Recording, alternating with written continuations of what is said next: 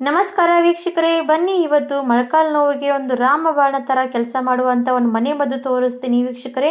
ಇದನ್ನು ನೀವು ಒಂದೇ ಒಂದು ಸರ್ತಿ ಹಚ್ಚಿದ್ರೆ ಸಾಕು, ನಿಮ್ಮ ಮೊಳಕಾಲು ನೋವು ಎಷ್ಟೇ ಇರಲಿ ಕಡಿಮೆ ಆಗೋಗುತ್ತೆ. ಹಾಗಿದ್ರೆ ಇವತ್ತಿನ ಈ ಮನೆ ಮದ್ದು ಯಾವ ರೀತಿಯಾಗಿ ರೆಡಿ ಮಾಡೋದಂತ ನೋಡ್ಕೊಂಡು ಬಿಡಿ. ಮನೆ ಮದ್ದು ಮಾಡೋದಕ್ಕಾಗಿ ಫಸ್ಟಿಗೆ ಸ್ನೇಹಿತರೆ ಬೇಕಾಗುವಂಥದ್ದೇನೆಂದರೆ, ಮನೆಯಲ್ಲಿ ದೀಪಗಳು ಹಚ್ಚುವಂಥ ಮಣ್ಣಿನ ಪಣತಿ ತಗೋಬೇಕು ವೀಕ್ಷಕರೇ. ಇದೇ ಮೇನು ನಮ್ಮ ಮೊಳಕಾಲು ನೋವಿಗೆ ಇದು ಕೂಡ ಒಂದು ಪವರ್ಫುಲ್ಲಾಗಿ ಕೆಲಸ ಮಾಡುತ್ತೆ. ಅದು ಯಾವ ರೀತಿ ಅಂತ ನೋಡಿಬಿಡಿ. ಇವಾಗ ಇದು ಮಣ್ಣಿನಿಂದ ಮಾಡಿರೋಂಥದ್ದು, ಅದು ನಮ್ಮ ಕಾಲು ನೋವಿಗೂ ಕೂಡ ಒಂದು ಒಳ್ಳೆಯ ರೀತಿ ಕೆಲಸ ಮಾಡುತ್ತೆ. ಹಾಗಾದರೆ ಇವಾಗ ನಾನು ಒಂದು ಪಣತಿ ತೊಗೊಂಡಿದ್ದೀನಿ. ಇವಾಗ ಒಂದು ಪಣತಿನಲ್ಲಿ ನಾನು ಇವಾಗ ಏನು ಹಾಕಿದ್ದೀನಪ್ಪ ಅಂದರೆ ಸಾಸಿವೆ ಎಣ್ಣೆ. ನಮ್ಮ ಕಾಲಿಗೆ ಮೊಳಕಾಲು ನೋವಾಗಲಿ, ಜಾಯಿಂಟ್ ಪೇಯ್ನ್ ಆಗಲಿ, ನಮ್ಮ ಮೊಳಕಾಲು ನೋವು ಜೊತೆಗೆ ಸಂಧಿವಾತ ಕೂಡ ಜಾಸ್ತಿ ಆಗ್ತಾಯಿದೆ ಅಂತ ಅಂದವರು ಇದನ್ನು ನೀವು ಟ್ರೈ ಮಾಡ್ಬೋದು. ಇವಾಗ 1 ಸ್ಪೂನಷ್ಟು ಸಾಸಿವೆ ಎಣ್ಣೆ ಮಣ್ಣಿನ ಪಣತಿಯಲ್ಲಿ ಹಾಕಿ ಸ್ಟೋವ್ ಮೇಲೆ ಇಟ್ಕೋಬೇಕು. ಸಣ್ಣ ಫ್ಲೇಮಲ್ಲಿ ಇಟ್ಕೊಂಡ್ಬಿಡಿ. ನೋಡಿ, ಈ ಥರ ಸಣ್ಣ ಉರಿಯಲ್ಲಿ ಇಟ್ಕೋಬೇಕಾಗತ್ತೆ. ಮಣ್ಣಿನ ಪಣತಿಯಲ್ಲಿ ಮಾಡೋದ್ರಿಂದ ನಮ್ಮ ಸಂಧಿವಾತ, ನಮ್ಮ ಮೊಳಕಾಲು ನೋವಿಗೆ ಒಂದು ರಾಮಬಾಣದ ಥರ ಒಂದು ಮನೆ ಮದ್ದು ರೆಡಿ ಆಗುತ್ತೆ. ಹಾಗಾಗಿ ಇದನ್ನು ನೀವು ಒಂದೇ ಒಂದು ಸರ್ತಿ ನಿಮ್ಮ ಮೊಳಕಾಲು ನೋವಿಗೆ ಹಚ್ಚಿದ್ರೆ ಸಾಕು, ನಿಮ್ಮ ಮೊಳಕಾಲು ನೋವು ಎಷ್ಟು ಸ್ಟ್ರಾಂಗ್ ಆಗುತ್ತೆ ಅಂದರೆ ನೋಡಿದರೆ ನೀವು ಕೂಡ ಈ ಥರ ನಡೆಯೋದಕ್ಕೆ ಎಷ್ಟು ನನ್ನ ಕಾಲು ನೋವಿತ್ತು ಅಂತ ನೀವೇ ಆಶ್ಚರ್ಯಪಟ್ಟು ಬಿಡ್ತೀರಾ. ಇವಾಗ ನೋಡಿ, ಸಾಸಿವೆ ಎಣ್ಣೆ ನಮ್ಮ ಕಾಲಿಗೆ ಹೀಟ್ ಇರುತ್ತೆ.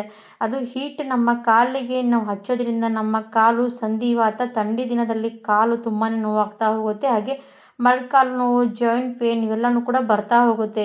ನಾವು ಕಾಲಿಗೆ ಎಷ್ಟು ಬಿಸಿಯಾಗಿ ಇಡ್ತೀವಿ, ಎಷ್ಟು ಚೆನ್ನಾಗಿ ನಾವು ಕಾಲಿಗೆ ಈ ಥರವಾಗಿರುವಂಥ ಮನೆ ಮದ್ದುಗಳು ಯೂಸ್ ಮಾಡ್ತಾ ಹೋಗ್ತೀವಿ, ಆವಾಗ ನಮ್ಮ ಜಾಯಿಂಟ್ ಪೇನ್ ಆಗಲಿ, ಮೊಳಕಾಲು ನೋವಾಗಲಿ, ಸಂಧಿವಾತ ಬರೋದಿಲ್ಲ ವೀಕ್ಷಕರೇ. ಹಾಗಾಗಿ ಇದು ಮನೆ ಮದ್ದು ಒಂದು ಸರ್ತಿ ಅದು ಟ್ರೈ ಮಾಡಲೇಬೇಕು. ಯಾಕಂದರೆ ನಮ್ಮ ಅಜ್ಜಿ ಹೇಳ್ತಾ ಇದ್ರು, ಈ ಥರನೇ ಅವರು ಹಿಂದಕ್ಕಿನ ಕಾಲದಲ್ಲಿ ಯೂಸ್ ಮಾಡ್ತಾಯಿದ್ರು ಅಂತ. ಹಾಗಾಗಿ ನಿಮಗೂ ಕೂಡ ತೋರಿಸ್ಕೊಡ್ತೀನಿ.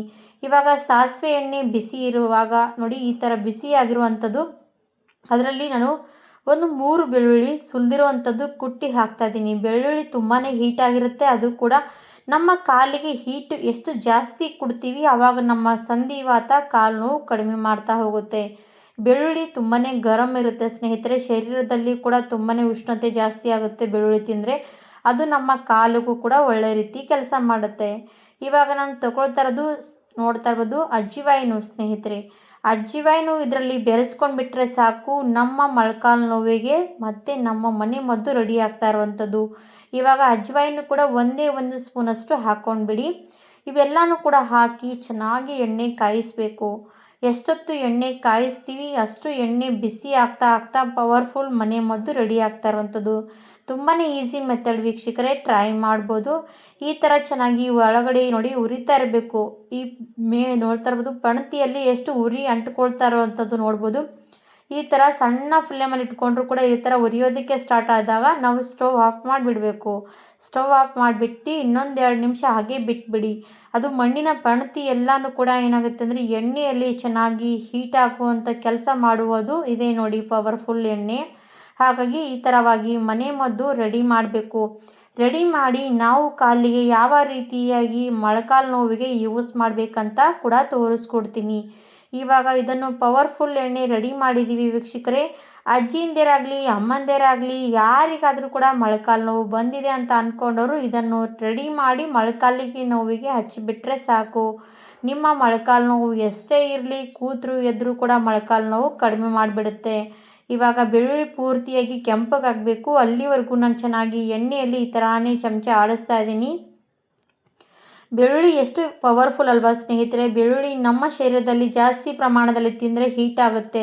ಅದೇ ನಾವು ಕಾಲಿಗೆ ಈ ಥರವಾಗಿ ಕೂಡ ಸಾಸಿವೆ ಎಣ್ಣೆಯಲ್ಲಿ ಮಿಕ್ಸ್ ಮಾಡಿ ಹಚ್ಚೋದ್ರಿಂದ ನಮ್ಮ ಮೊಳಕಾಲು ನೋವು ಬಿಸಿಯಾಗಿರಬೇಕು. ಎಷ್ಟು ಬಿಸಿ ಇಟ್ಕೊಳ್ತೀವಿ ಮೊಳಕಾಲು ನೋವಿಗೆ, ಆವಾಗ ನಮ್ಮ ಮೊಳಕಾಲು ನೋವು ಬರೋದಿಲ್ಲ. ಇವಾಗ ಚಳಿಗಾಲ ಸಮಯ ಸ್ಟಾರ್ಟ್ ಆದರೆ ಮೊಳಕಾಲು ನೋವು ತುಂಬ ಜನರಿಗೆ ಕಾಡುವಂಥ ಸಮಸ್ಯೆ ನೋಡಿ. ಇವಾಗ ಇದು ಎಣ್ಣೆ ಕಾದಿರುವಂಥ ಎಣ್ಣೆ ನಾನಿವಾಗ ಸೋದಿಸ್ಕೊಂಡು ಬಿಡ್ತೀನಿ. ನಿಮಗೆ ಎಷ್ಟು ಬೇಕಾಗುತ್ತಲ್ವ ವೀಕ್ಷಕರೇ, ಅಷ್ಟೇ ಪ್ರಮಾಣದಲ್ಲಿ ಇದನ್ನು ರೆಡಿ ಮಾಡಬೇಕಾಗುತ್ತೆ. ನೀವು ಇದನ್ನು ರೆಡಿ ಮಾಡಿ ಜಾಸ್ತಿ ಕ್ವಾಂಟಿಟಿಯಲ್ಲಿ ಇಟ್ಕೊಳ್ಳೋದಕ್ಕೆ ಹೋಗಬೇಡಿ. ಯಾಕಂದರೆ ಇದು ಬಿಸಿ ಬಿಸಿ ಇರುವಾಗ ನಾವು ಇದನ್ನು ಯೂಸ್ ಮಾಡಬೇಕಾಗತ್ತೆ. ನೋಡಿ, 1 ಸ್ಪೂನಷ್ಟು ತಗೊಂಡ್ರೆ ಸಾಕಾಗುವಂಥದ್ದು. ಇವಾಗ ನೋಡಿ ಮೊಳಕಾಲು ನೋವು ನೋಡಿ ತುಂಬಾ ನೋವಾಗ್ತಾ ಇರುವಂಥದ್ದು. ಹಾಗೆ ಸಂಧಿವಾತ ಕೂಡ ಜಾಸ್ತಿ ಆಗುತ್ತೆ ಸ್ನೇಹಿತರೆ. ಚಳಿಗಾಲ ಸಮಯ ಬಂದರೆ ಸಂಧಿವಾತ ತುಂಬಾ ಆಗುತ್ತೆ.